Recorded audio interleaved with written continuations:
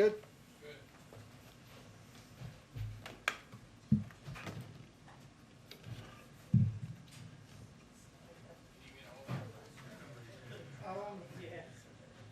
No, I'll figure it out.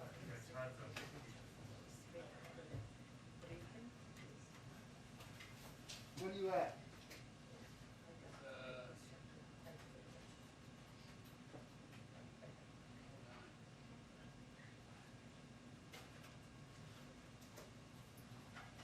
I'm at a 46 right now.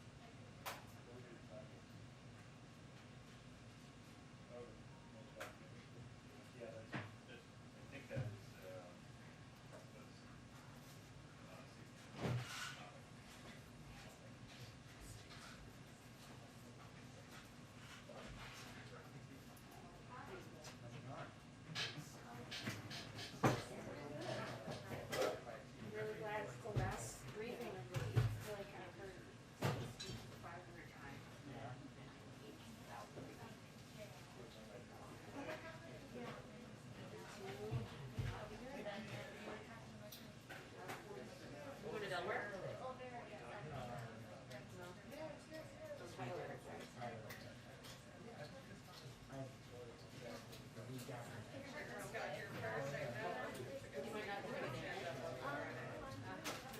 Well, he might be doing something after.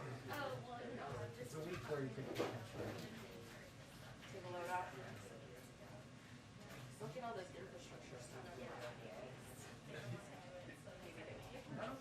Stuff is going on under the constitution.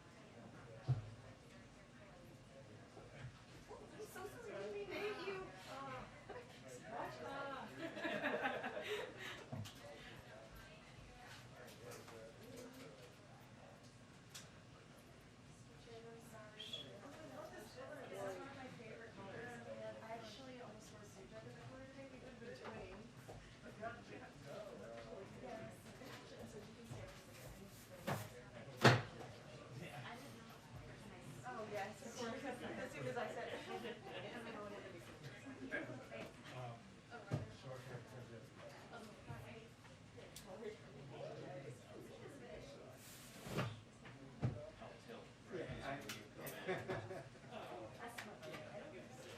I know you're working.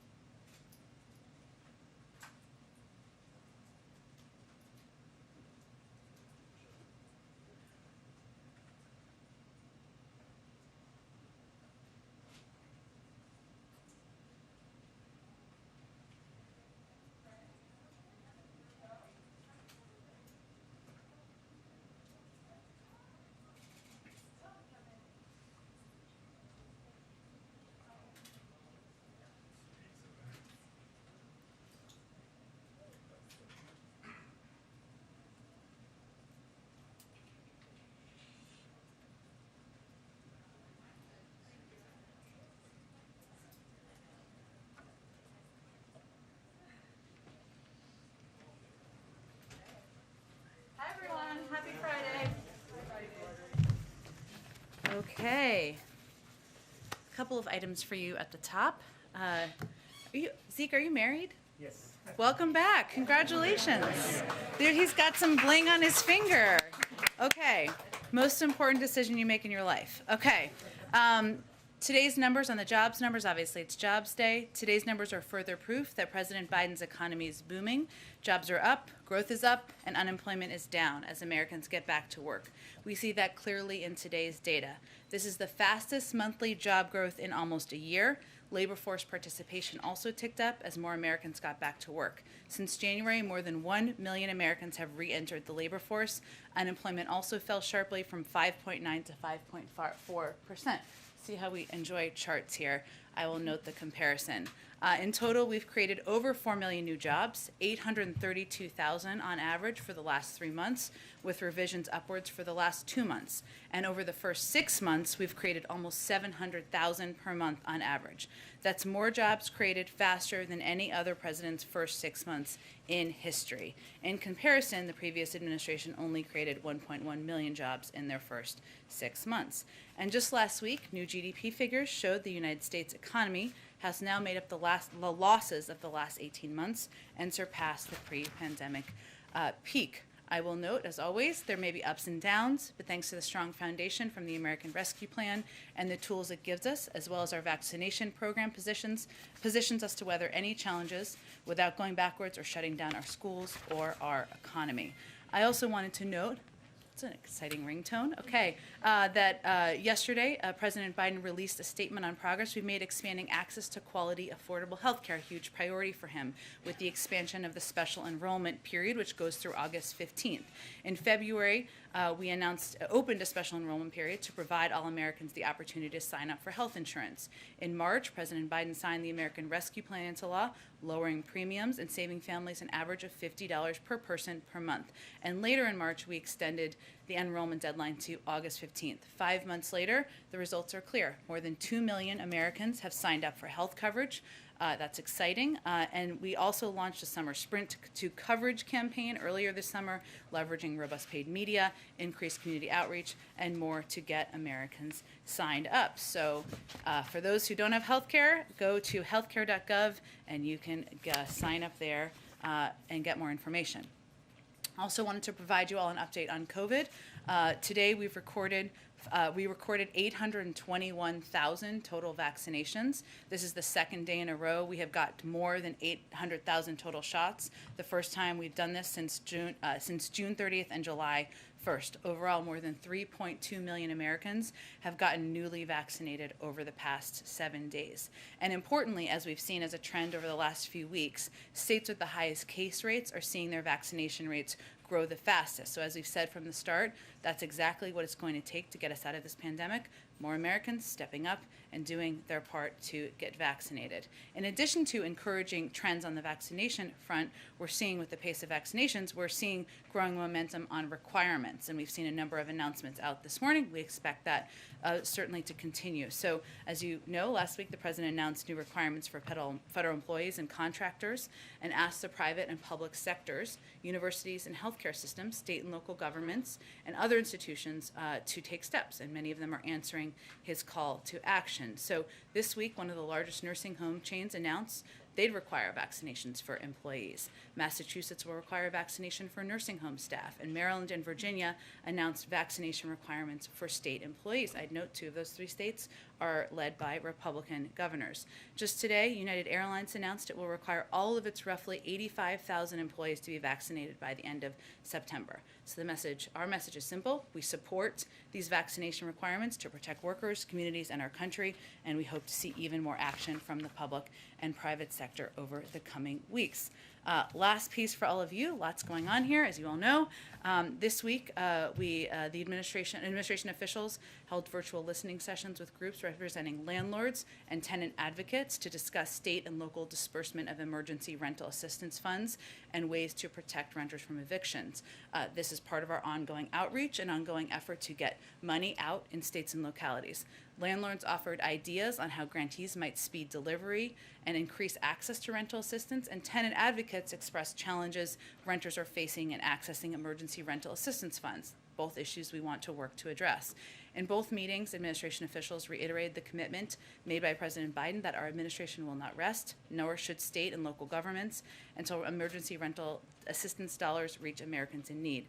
And as we know, given the rising urgency of containing the spread of the Delta variant, the President's overriding goal is, of course, keeping the American people safe and ideally in their homes. As part of this effort, the CDC has used the legal authority that Congress provided and developed the requisite record for a new targeted and dynamic eviction moratorium focused on counties with high or substantial case rates to protect renters and to help stop the spread of this new and more transmissible COVID variant. The administration believes that this is a proper use of a lawful authority to protect the public health, and the Supreme Court has not ruled otherwise. Ultimately, we hope these combined efforts will keep as many Americans safe and housed as possible.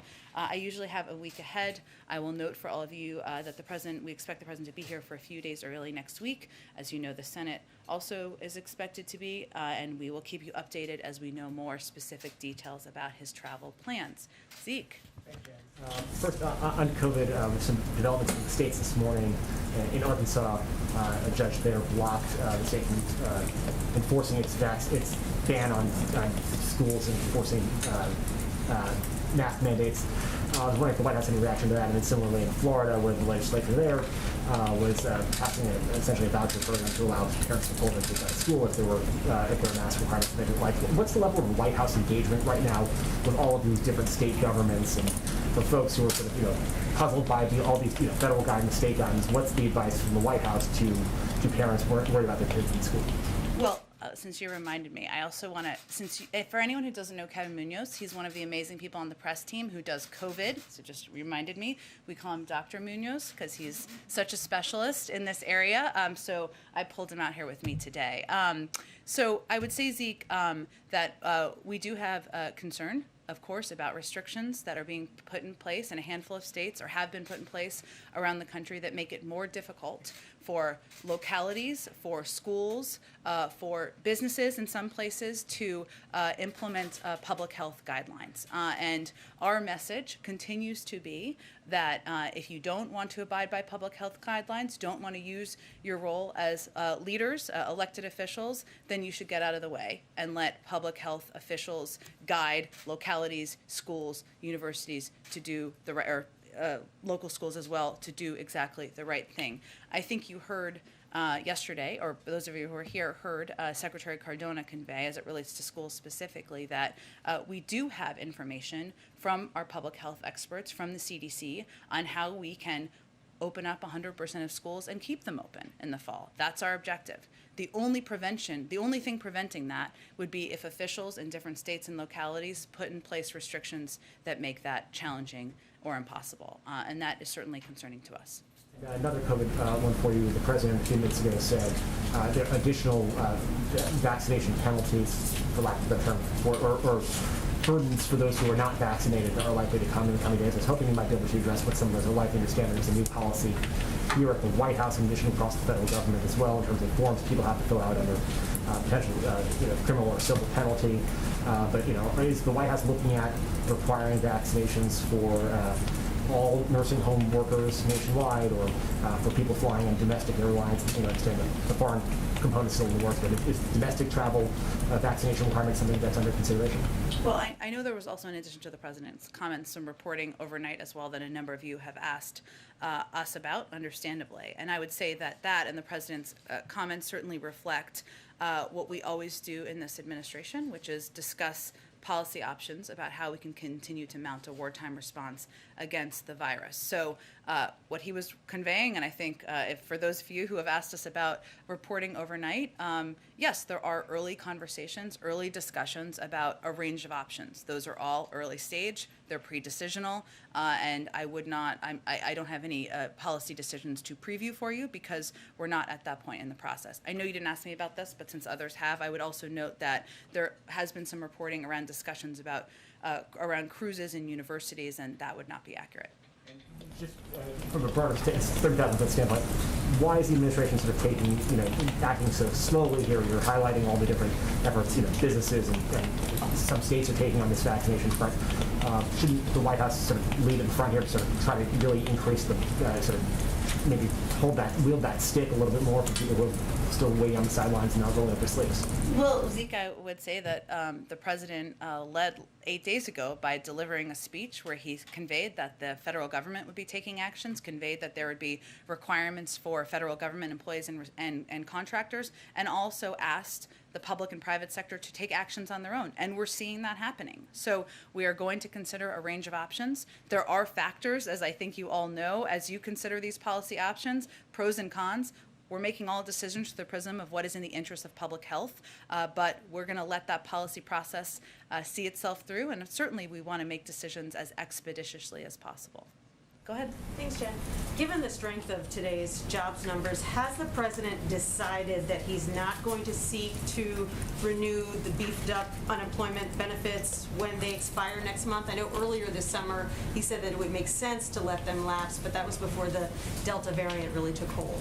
There has not been any decision about this at this point. He's still deciding whether to ask to renew them, whether to seek to renew them or not. Correct. At this point, they're expiring at the beginning of September. Nothing has changed on that front, but a final decision has not been made. And then on Afghanistan, the Taliban has made big gains this week. They're surrounding a number of cities. They've taken control of a provincial capital. They assassinated government officials. Has all of that caused any reflection, second thoughts on the part of the White House when it comes to the Afghanistan policy or any changes in the strategy there? Well, first, let me strongly condemn, on behalf of the government, of course, the assassination of Dawa Khan Manipal, the director of the Afghan Governmental Information Media Center. His murder follows the bombing attack in Kabul earlier this week that targeted the acting Afghan defense minister. The Taliban has claimed responsibility for this later attack, and there's no reason to doubt reports they are responsible. Additionally, there are credible reports, as you've touched on, of atrocities and retaliation against civilians in other Taliban-controlled areas, which, of course, we are closely tracking and concerned about. If the Taliban, our view is that if the Taliban claim to want international legitimacy, these actions are not going to get them the legitimacy they seek. They do not have to stay on this trajectory. They could choose to devote the same energy to the peace process as they are to their military campaign. We strongly urge them to do so. This is what the Afghan people so urgently need, deserve, after decades of war, and is very much in Afghanistan's neighbors' interest to invest renewed energy into a peace process that promotes a peaceful Afghanistan and stable region. As it relates to the decision, we knew from the beginning, and the president would be the first to say this, that there are difficult choices a commander-in-chief needs to make on behalf of the American people. He made clear, the president made clear, after 20 years at war, it's time for American troops to come home. And as he said at the time, the status quo was not an option. The Taliban was prepared to attack U.S. and NATO troops after May 1st, which was the deadline for our departure. He also feels and has stated that the Afghan government and the Afghan National Defense Forces have the training, equipment, and numbers to prevail. And now is the moment for the leadership and the will in the face of the Taliban's aggression and violence. Follow-up question about Afghanistan, please. Thank you very much, Jen. As she asked about the senior journalist has been killed today, Afghan government, Afghan leaders like President Ghani and all leaders in Afghanistan nowadays said that Pakistan is behind of the Taliban activity very systematically. They are injured. Now Afghan people did not understand that Pakistan is our enemy or our neighbor or friend. What do you think? Which role Pakistan should play to bring Taliban the peace process? Our view continues to be it's in the interest of all countries in the region for there to be a political process, peace and stability in the region. Go ahead, Kelly. Could you describe a little bit about what the overarching ask is within the federal government to look at things like what levers do you have to further spur vaccination? On the nursing home piece, is it using Medicare dollars and linking that to nursing homes? Is it regulatory action? What sorts of things can you help us to understand where that policy might go? Well, I certainly understand your question. I'm not going to be able to lay out too many details of internal conversations. I will note that certainly we have applauded the steps taken by a number of states as it relates to requirements of nursing home employees and health providers to get vaccinated. We've seen states do that. We've seen some health providers do that. That's a positive step. And as noted in some of the reporting, that's an area of early discussion. But again, early pre-decisional discussion. We're going to make decisions from the federal government that we believe will save lives and we believe will protect the most vulnerable populations, that will incentivize more people getting vaccinated and bring an end to the virus. There are pros and cons to many of these policies. That's part of the discussion as well. Does it extend to other, we've talked nursing homes, is it affecting travel? Is it affecting other types of businesses? Could you just broaden it a bit for us to understand? There are obviously a number of private sector companies that have taken their own steps. We certainly applaud that. And there are a range of topics and industries under discussion internally. But again, the best step that can happen out there is for Americans going out and getting vaccinated. And there are private sector companies that are in the lead and continue to be in the lead on moving this forward. That's a positive step. But there are ongoing internal discussions. I'm not going to be able to preview those too extensively from here. Thank you. First on the jobs report, if the economy is so great and you guys are celebrating jobs being created at a Wouldn't you say over 900,000 jobs created is pretty good? So this is my question. Why then is the president still pushing for big relief packages, pandemic era relief packages like the eviction moratorium? Well, first I would say one of the biggest pieces of legislation he's pushing for, as we know, is the infrastructure package and also the Build Back Better agenda. Most of the components in those packages are long-term investments. They're overdue. They're meant to modernize our infrastructure, put people back to work over the long term, and make us more competitive over the long term. It is still a reality, even with a good jobs number this month, and even with 4 million jobs created over 6 months, that there are still people out of work. There are still people who don't have enough money to make ends meet. That's one of the reasons why we designed the American Rescue Plan to have a long-term spread out impact, whether it's the child tax credit or benefits that are going to schools that are spread out over the course of a year, because we are still in a recovery. Back to school question. Florida's Governor DeSantis says that he may start withholding funds from school districts that don't let parents opt out of policies that require masks in the classroom. Does the president think that parents should have that kind of power?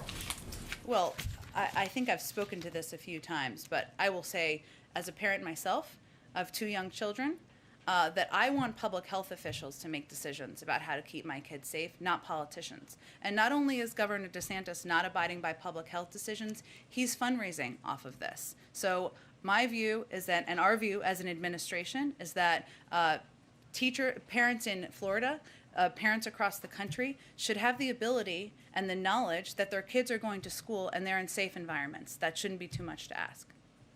He says that his concern is about harmful emotional, academic, and psychological effects of putting kindergartners in masks for hours at a time. Is there any concern from officials that you guys talked to in your early pre-decisional discussions about that?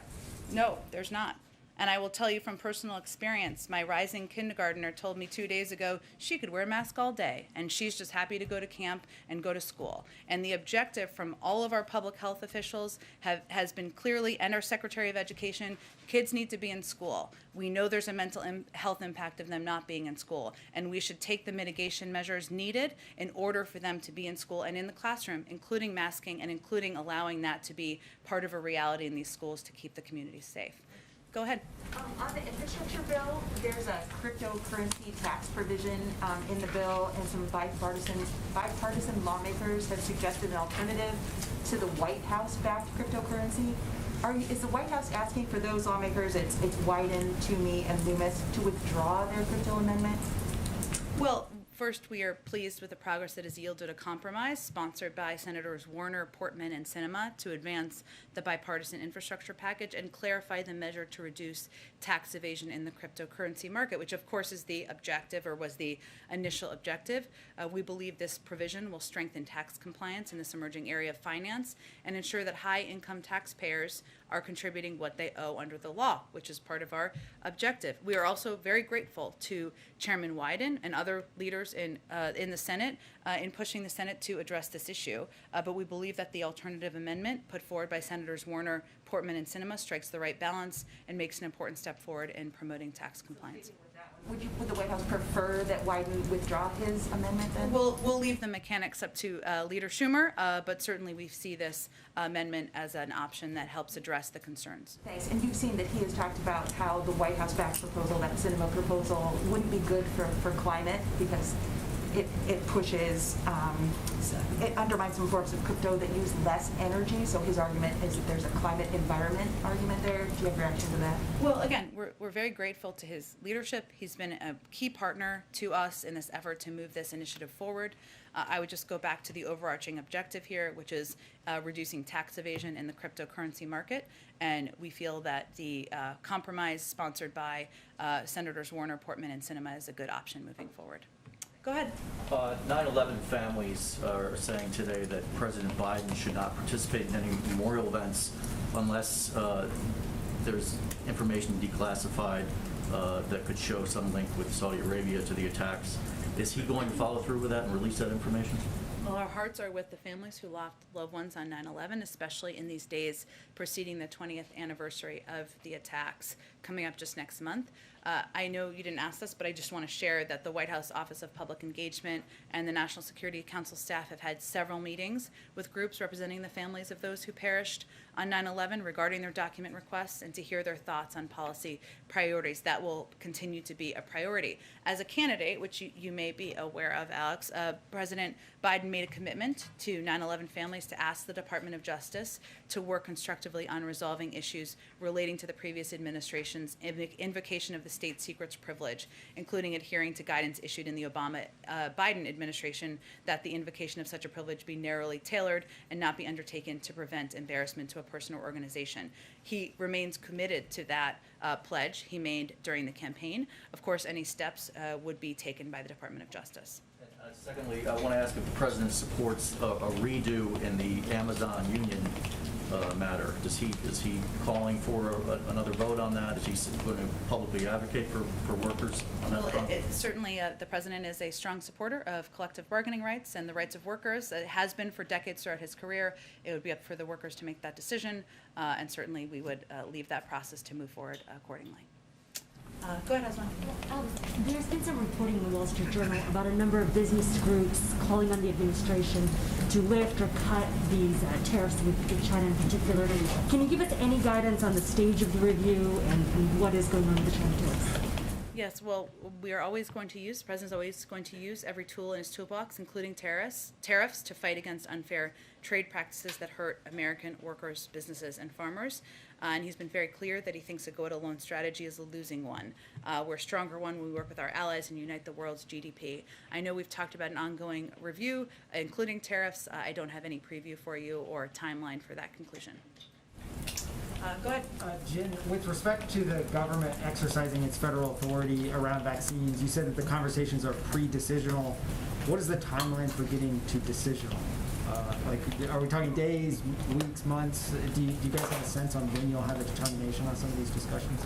I don't have a timeline for you. And when we say early and pre-decisional, often that means it's just at the staff level, and they're discussing a broad range of options, many of which never may even be presented up beyond that, but there are a broad range of discussions happening, early stages, and obviously no decisions have been made, but clearly COVID is our #1 priority, and they'll continue to work towards what they think the best options are. You said that the schedule is a little bit in flux for next week. Does President Biden intend to take a summer vacation?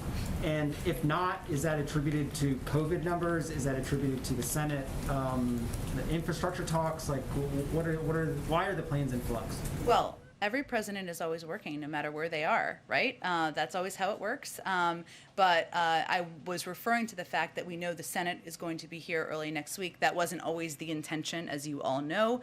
And so I just wanted to give you all a heads up about your own plans, that we expect him to be here early days next week. Even as he goes to Delaware or Camp David, he will, of course, still be working, but we will, of course, provide finalized details to you as soon as they're made available.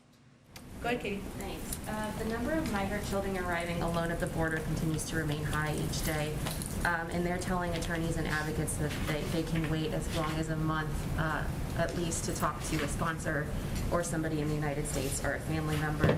So is a month-long stay in detention acceptable to the president given the ongoing pandemic and the spread of the variants?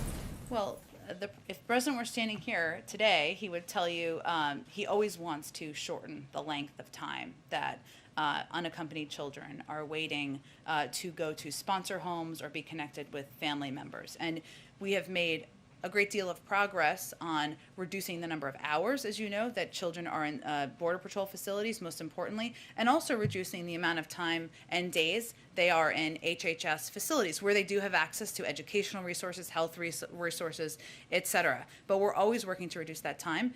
There is also another factor, which is vetting and ensuring that these children are going to homes that are safe and have gone through a review process, and certainly we don't want to expedite that over the point of where they would be going to harmful homes. Not that you're suggesting that, but that's the factor. So he's always going to say he wants it to be faster, and he's always pushing the system to ensure that's the case. And some of these children are also saying that at these facilities they've gotten food poisoning and have had to wash their clothes in sinks. Is the president satisfied with the level of care they're receiving at these facilities? Are there discussions to expand capacity, open new shelters, improve conditions? I don't know, are you referring to a specific facility? And I only asked that because there's been an IG review over Fort Bliss. Pecos, Texas. Okay, well, I would say that there has been, I'm not sure if that's exactly the location, but there has been a review of Fort Bliss by the Inspector General, one that our team at HHS has been participating in, and certainly as conditions, as our HHS team is made aware of conditions that are problematic or concerning, they have taken steps to address them, whether that is providing additional personnel, additional resources. That has been the ongoing case throughout the last several months, but we can see if there's more details on that particular facility. Go ahead. To follow up on Nancy's question, you said no final decision has been made on the UI expiration. So that means that it's a possibility that perhaps the president would ask for an extension at some point? Well, it's planning to end. It's supposed to end at this point at the beginning of September. So he hasn't made a decision to extend it. He also hasn't made a decision not to. So I suppose that's correct. Well, it gets to the question I actually wanted to ask, which you guys have been really aggressive on the public health front. Yeah. But the president laid out today, I think, a series of 6 measures that kind of foamed the runway on the economic front. Yeah. As Delta has researched. Is your economic team right now looking at perhaps new short-term measures to implement if the Delta variant drives the economy in the wrong direction? Well, some of these factors we have been tracking and watching for some time, which is the supply. One of them is the supply chain impact. That's not a domestic issue, but we've seen, for example, in Malaysia and Vietnam, the rise of Delta in countries like Malaysia and Vietnam has impacted the supply chains, which of course impacts some industries here in the United States, including the car industry. That has been expedited by Delta, but predates Delta to some degree as well. We haven't seen to date a direct impact on the economy from Delta, but we anticipate supply chain impacts and certainly know those would be factors. I will say that, as the president talked about earlier today, one of the way that we designed the American Rescue Plan and our economic recovery plans was to plan for the potential for ups and downs, because we knew an economic recovery would include them. So I referenced earlier the child tax credit benefits, which will go monthly through the course of this calendar year, but then additional benefits next year, which will help tens of millions of people. Also the assistance that's going to schools, that goes out through the course of next year. So there are a number of benefits that don't expire right now and weren't meant to, that will continue. But of course, we will continue to monitor any impacts we see. And then one more. A couple days ago, there was a U.S. bombing campaign in support in Afghanistan. Is it the administration's intent that U.S. air support, as it pertains to helping the Afghan National Security Forces, will end at the end of this month, or is there a possibility that short-term micro-campaigns like that will continue beyond? It's a great question, Phil, and I would point you to the Department of Defense. Go ahead, Jeff. I'm going to kick off with an international question as well. How closely, Jen, is the President and the White House following the war in Ethiopia? And are you concerned about the threat to the World Heritage Site, which has just been taken over by forces from Tigray, not to mention the lives of the people there? We are, Jeff, following it quite closely. And of course, the president is kept abreast of a range of global events happening during his PDB and by updates through his national security team. Obviously, the State Department would be most closely engaged on the ground through our embassy and other officials as we watch closely, but we are concerned about threats to the heritage site and, of course, the threat to the people in Ethiopia. All right, and one domestic one as well. The president said a few months ago, a few weeks ago, time is... It's all running together. That he wanted to have both the reconciliation bill and the infrastructure bill done at the same time. Then he walked that back a little bit. Speaker Pelosi is saying that she wants both votes to happen at the same time. What is your view of the timetable on those two votes, and are you concerned that one may thwart the other? We certainly trust the leadership of Speaker Pelosi and Leader Schumer, and we've seen Leader Schumer deliver on exactly what he promised to do, which was to move these forward during the summer session here, and the president intends to sign each of them into law. Go ahead. The jobs report is getting a lot of praise today, but with the Delta variant surging, should Americans expect an economic slowdown? What's the message from the White House to ordinary Americans who might be a little nervous moving forward? Well, I think first the message is this is not March 2020 or even January 2021. We're not going to lock down our economy or our schools because our country is in a much stronger place than when we took office, thanks to the president's leadership in vaccinating the American people and getting an economic relief to those who need it. And I would say, yes, the top line number is very encouraging, but there are also very encouraging trends we saw in the numbers and encouraging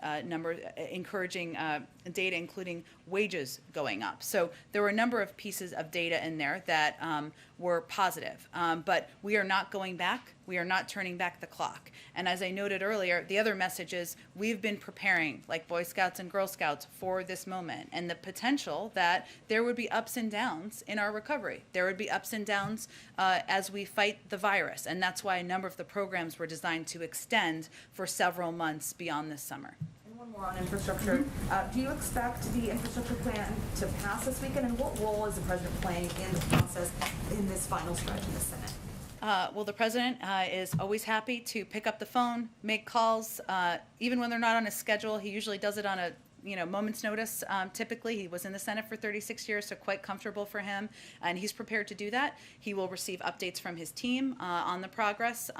As you know, a number of members of the Senate are currently attending former Senator Enzi's funeral today, but we expect things to proceed and look forward to getting updates of progress over the weekend. Go ahead, Fred. Go ahead. Oh, me? Yes. Thank you so much. The White House recently asserted in a memo that swing voters want bipartisan infrastructure deal, and Democrats, as you know, have an extremely tight margin in the House. So why does the White House think that the bipartisan infrastructure bill will help lawmakers in the Democratic Party keep their seats in battleground congressional districts in the midterm elections?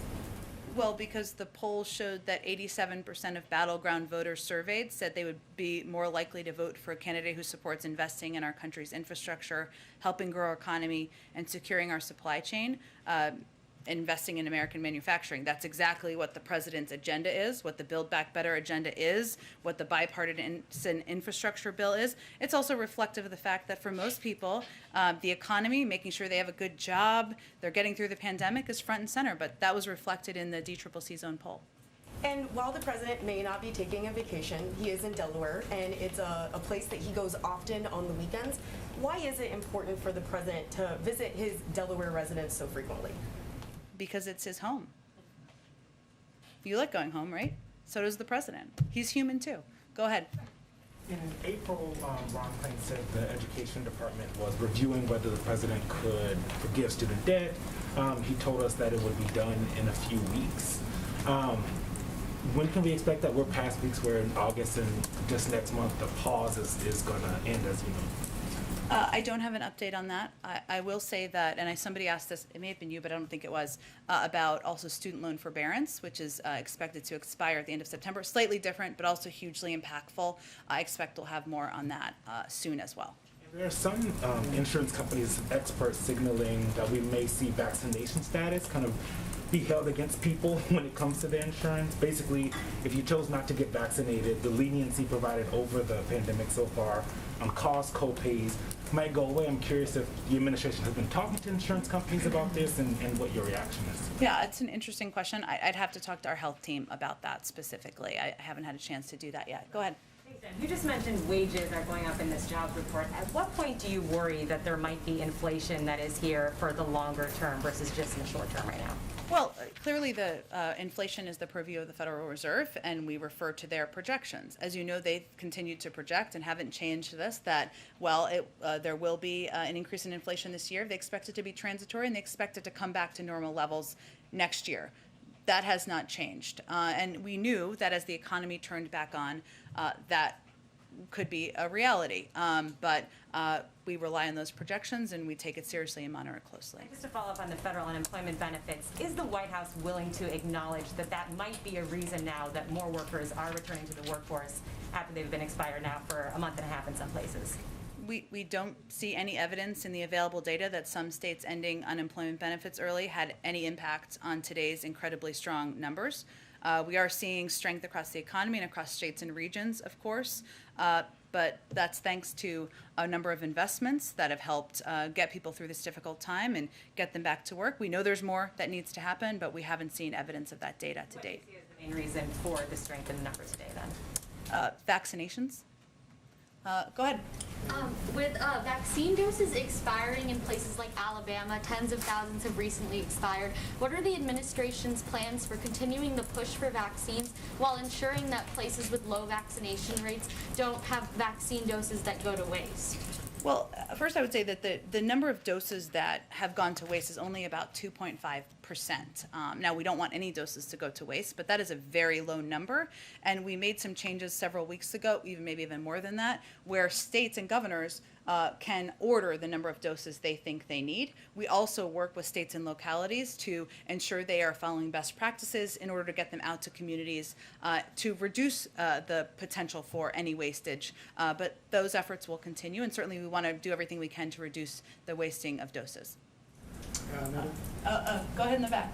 Go ahead, Psaki. Thank you, Jen. I have a question on Iran and then a question on vaccinations. So CENTCOM investigation has concluded that the drone used in the Mercer Street tanker attack was produced in Iran. There's a UN Security Council meeting on this today. What is the U.S. position, and what steps are you willing to take to hold Iran accountable? And then I have a different question on vaccine. Okay. Well, this morning, U.S. Central Command issued a statement on the investigation into the July 30th unmanned aerial vehicle attack on the motor tanker Mercer Street. We concluded that U.S., and it was noted in the statement, I should say, based on evidence that this UAV was produced in Iran. This comes as the G7 foreign ministers of Canada, France, Germany, Italy, Japan, the United Kingdom, and the United States, and the High Representative of the European Union issued a statement standing united in our commitment to maritime security and the protection of commercial shipping. As outlined in the statement, we condemn the unlawful attack committed on a merchant vessel off the coast of Oman on the 29th of July, which killed a British and Romanian national. This was a deliberate and targeted attack and a clear violation of international law. We call on Iran to stop all activities inconsistent with relevant UN Security Council resolutions. We know, as you noted, there is going to be some conversation up there. We call on all parties to play a constructive role in fostering regional stability and peace. In terms of any action, I'm not in a position to preview that. Obviously, there's discussion with the G7, with the UN Security Council, and others. Okay, and a question on vaccine. You've addressed a couple of days ago on the question on WHO urging wealthy countries to not provide booster shots until lower income countries have had more vaccinations. And you said that the U.S. can do both. We can provide booster shots as well as help the world vaccinate its people. My follow-up to that is in the determination of whether or not booster shots are needed, would the FDA include research or modeling on what is the more effective method to stop the emergence of new variants, whether it's providing booster shots, or maybe it's better to, if we ship those vaccine doses to countries who need it, including like the 2.5% of the wasted doses that you just mentioned? Well, I'd certainly send you to the FDA, but I don't think they look at things through that prism. They're evaluating whether there are portions of the population who may need a booster shot in order to be safely protected. They're scientists, right? So I know that Dr. Fauci has obviously also referred recently, or maybe yesterday, today, it's all running together, to that potential need as well. We'll see what they decide for immunocompromised individuals, but that's the recommendation that they will be making. Go ahead, behind you. Thank you. Go ahead. Thank you, Jen. No, go ahead. Thank you. So the last time we talked about debt and deficits, you noted that the president has proposed a way to pay for his proposals and that he cares about the future of the next generation.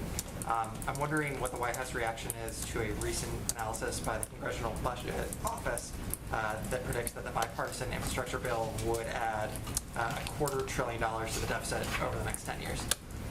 Well, the Cbo analysis, I assume you're referring to. No, of course. I thought I understood where you were coming from.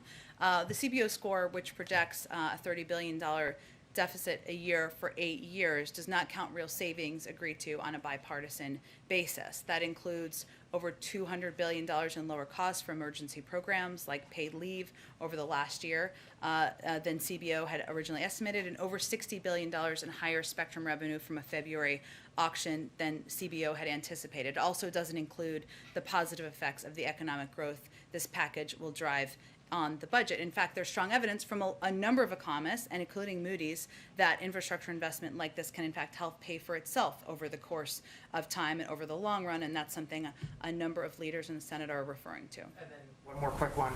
Yesterday, Secretary Cardona noted that the administration is working closely with teacher unions as they prepare for school openings this fall. I'm wondering, are there any specific parent organizations that the administration is also partnering with? To help ensure schools opening, that is something certainly the Department of Education. They are working with a range of organizations to make sure they are educated, they have the information they need, they know what the mitigation measures are. I can certainly ask Secretary Cardona if there are any specifics or get you in touch with the Department of Education. Go ahead.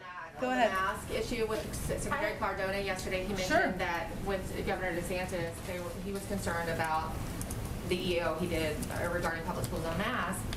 And he said, we know what works. But one of the president's top COVID advisors, Michael Osterholm, just this recently. Who's not a current advisor to the president, but was so notable, right? Okay. He said in a television interview this week regarding mask wearing, specifically the cloth mask like so many of us are wearing here and what the kids are wearing in school, right, largely. He said that the scientific community has been doing a disservice to the public on face coverings. He said that cloth masks like these have very limited impact on the amount of virus that you inhale or you exhale out. And he also said that he's really disappointed in his colleagues for not making that more clear to the public. And that's sort of in line with the study that Governor DeSantis is citing as the basis for his executive order. So I how do think you you're respond to that? confusing a few things there, but let me first say that Osterholm is not an advisor to the president, to the administration, to the White House. He doesn't work here. He's a private citizen and a public health expert, but a lot of public health experts are out there speaking, and good for them. I will say that we are going to continue to rely on the advice of medical experts in the federal government on what kind of masks we all should wear, what kind of masks kids should wear, and if they change that advice, then the Department of Education will be working with schools to make sure that's implemented as a mitigation measure. The issue we have taken with the guidance of Governor DeSantis, which he of course is fundraising off of, I think we should note, is that he is preventing schools and teachers and others from protecting themselves and the students in their classroom. And as a mother myself, that's concerning, and I'm sure it's concerning to mothers in Florida. I think we're going to have to continue. Go ahead. I think we've got to continue. Go ahead. You had a very long question. We've got to continue. Go ahead. I'm sorry, Emerald. We're going to continue. Go ahead. On the vaccine grants for India, what's your understanding on why the jabs haven't gotten onto the arms in India? And is this failure only because of the indemnity that's involved, or is there a timeline that you can sketch out for us? As why more people are not vaccinated in... reached India, the U.S., the grant that was announced? Well, I would say first that we have seen in some places that there are legal issues or regulatory issues that need to be worked out country by country as we are delivering vaccines. The holdup is not on this end, but we are eager to get vaccines and continued assistance to the people of India and want to continue to be a part of the arsenal of solving the pandemic. Is there a timeline that that has come out in the discussions when Secretary Blinken was in India? Yeah, it's a great question. I would point you to the government of India and see if they have more updates, but we are eager to continue to be partners with them, to continue to provide assistance, including in the form of vaccines. Raquel, go ahead. Thank you so much, Jen. Yesterday, the National Security Advisor met with the Brazilian president. And I want to know if you have more information about this meeting. What was the message that President Biden wants to convey with the Brazilian president with this meeting? Yeah, so National Security Advisor Jake Sullivan and a delegation are in travel right now to Argentina. They concluded their trip to Brazil just yesterday, and Mr. Sullivan did meet with President Bolsonaro. He reiterated that the U.S.-Brazil partnership is one of our most important relationships in the hemisphere. As the hemisphere's two largest democracies, the United States and Brazil have a stake in each other's success, and we should be working together to advance ambitious climate goals, successfully combat the COVID-19 pandemic, and build back better in the region. And certainly this, as the National Security Advisor's first trip there, shows how important our relationship with Brazil and Argentina is. Did he pressure President Bolsonaro on climate change, on deforestation, and also there are many investigations right now on the Brazilian president, including about his claims that there will be a fraud in the next Brazilian election next year. Did the White House also discuss this? Is this something that concerns this administration that puts the democracy on the center of foreign policy as well? Well, certainly in any meeting, the National Security Advisor and any high-level representatives from the United States would advocate for democracy, for free elections, for free and fair elections around the world.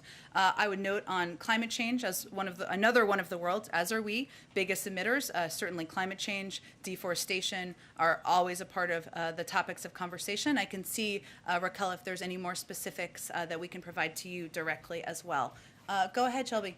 Thanks, Jen. I wanted to ask, a little bit ago, it was reported that the emergency compound set up for COVID-positive migrants in McAllen expanded overnight, and there's only the City of McAllen resources and manpower being used. So has the administration been in contact with officials in McAllen, Texas on this regarding the situation, and is the administration going to be helping provide relief?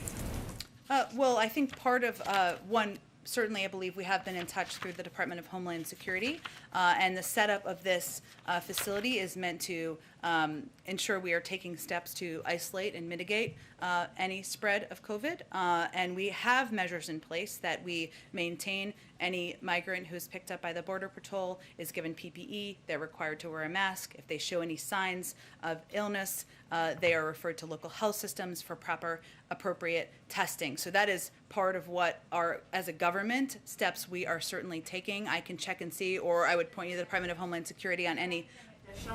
The Department of Homeland Security would be the best entity to talk to about any additional assistance or any new assistance that we're providing. Go ahead.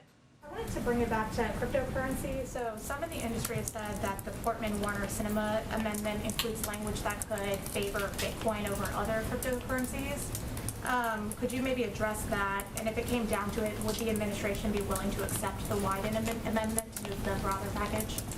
Well, I think our objective here is to support and pass an infrastructure package into law. We feel these negotiations and discussions about this issue and others have been done in good faith, and we are very grateful to Chairman Wyden for his leadership in pushing the Senate to address this issue. As I noted a little earlier, we are pleased with the progress that has yielded a compromise sponsored by Senators Warner, Portman, and Sinema to advance the bipartisan infrastructure package and clarify the measure to reduce tax evasion. We will, of course, be closely monitoring and closely in touch as discussions continue.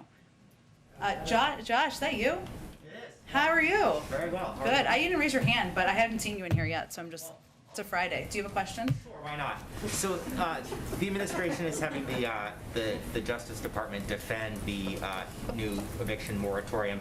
Given that the president pretty openly mused about the fact that he wasn't even sure whether this passed constitutional muster, and that a number of leading experts he's consulted with feel it does not, isn't he putting them in a pretty awkward position to be asking the Justice Department to defend something the president himself doesn't necessarily believe is legal?